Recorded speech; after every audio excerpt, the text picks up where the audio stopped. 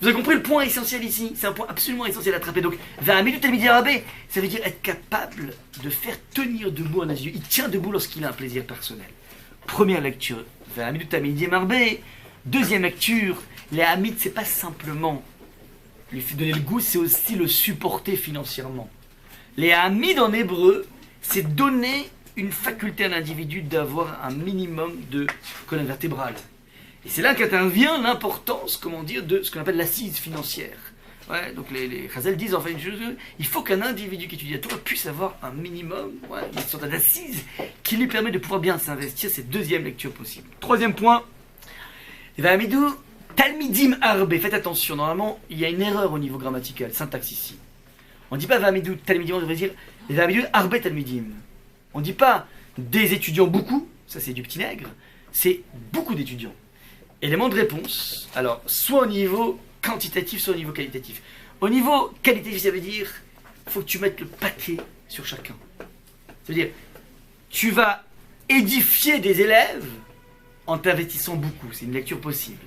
Autre chose, l'idée de la quantité, donc à ce moment-là, avec l'erreur de syntaxe si vous voulez, c'est l'idée à partir de laquelle il vaut mieux miser sur plein d'étudiants comme a fait Rabbi Akiva parce que lui il avait 24 000 élèves et finalement il s'est retrouvé plus qu'avec 5 élèves. Il y a une épidémie, ça veut dire premièrement, il y a une sorte de statistique intéressante, plus tu as des élèves, plus, comment dire, il y aura moins de danger pour la pérennité de la Torah. Deuxième lecture possible à l'intérieur de cette même lecture, c'est de dire que plus tu multiplies les élèves, plus tu multiplies les confrontations et plus donc tu pourras avoir une confrontation avec la vérité.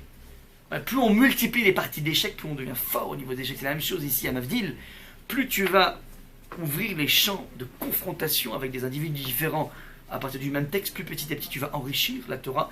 Et donc plus tu auras une faculté d'arriver en profondeur dans les choses. Dernier point, on s'arrêtera là-dessus. Dernier enseignement, on va associer que la Torah fait des barrières à la Torah. Ça provient d'un verset qui est très connu, où Shmartem et Mishmarti. Le texte dit la chose suivante, soyez donc fidèles, gardez mes gardes. C'est quoi mes gardes? Ça veut dire que derrière toutes les barrières qu'Hachem a mises en place, il y a il a laissé la place aussi au Chachamim, au maître, au rabbin, de rajouter des barrières qui vont permettre de sauver la Torah. Je pourrais donner une sorte de barrière condensée, et des fois on est obligé d'ouvrir certaines barrières de façon à éviter certaines choses. Par exemple, Moukhtse n'est pas de la Torah. Il n'y a pas de notion de Moukhtse dans la Torah. Pourquoi on est venu interdire de prendre un stylo pendant Shabbat? Si tu n'écris pas de problème, t'as pas la Torah, il n'y a aucun souci. Pourquoi? Parce que si tu commences à manipuler des objets avec lesquels tu peux faire des melachot, alors tu vas transformer ton jour de Shabbat comme étant un jour de chol finalement, même sans faire de melachot. Donc on veut te déconnecter de tout contact avec un outil qui permettrait de faire des melachot, même si tu n'en fais pas. C'est une des choses qui existent. Donc tous les sources de Rabbanan sont là justement pour protéger le point central, le point névralgique qui s'appelle le point de la Torah. Deuxième chose, il y a une idée plus profonde qui est derrière ça, à part ce que les Chachamim ont mis en place, on peut personnellement aussi dans la vie se mettre des propres barrières. C'est quoi les propres barrières? Ça veut dire, je suis un petit peu délicat dans ce domaine, alors je vais appuyer le trait là-dessus, parce que je trouve que c'est un point dans lequel je suis particulièrement sensible. Une personne qui a trop tendance à être jalouse, ça existe, jalouse, alors lui, il va se mettre des barrières, et je vais l'intéresser de moins en moins à la vie de l'autre, parce qu'à chaque fois, ça me met hors de moi. Donc lui, il décide pour lui que c'est interdit d'écouter ce qui se passe chez l'autre. Mais c'est pas marqué nulle part, ça. Qui a dit que c'est interdit? Tu peux écouter, ça devient erreur.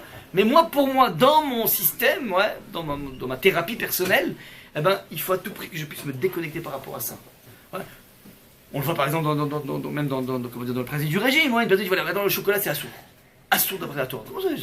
Le chocolat rosemary, magnifique, badass, non. Moi c'est assourd parce que je vois que finalement je n'arrive pas à me retenir. Donc il peut décider personnellement de se créer une barrière personnelle qui ne concerne que lui. Donc c'est intéressant. Il y a une attitude aussi pour essayer d'avoir quelque chose de profondément intime avec la Torah. Tu décides, voilà, ça c'est. J'ai compris les grandes têtes de chapitre des interdits, mais je vais rajouter sur moi ça.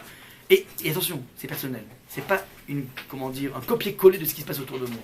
Très dangereux de fonctionner par mimétisme, être capable de toujours avoir en fonction de ce que je suis, je vais choisir ça oui et ça non. Ne faites jamais, des chumrot, des sévérités qui sont importées de l'extérieur. C'est extrêmement dangereux parce que vous allez tout simplement ne plus goûter à vous-même et c'est extrêmement dangereux. Je m'arrête là.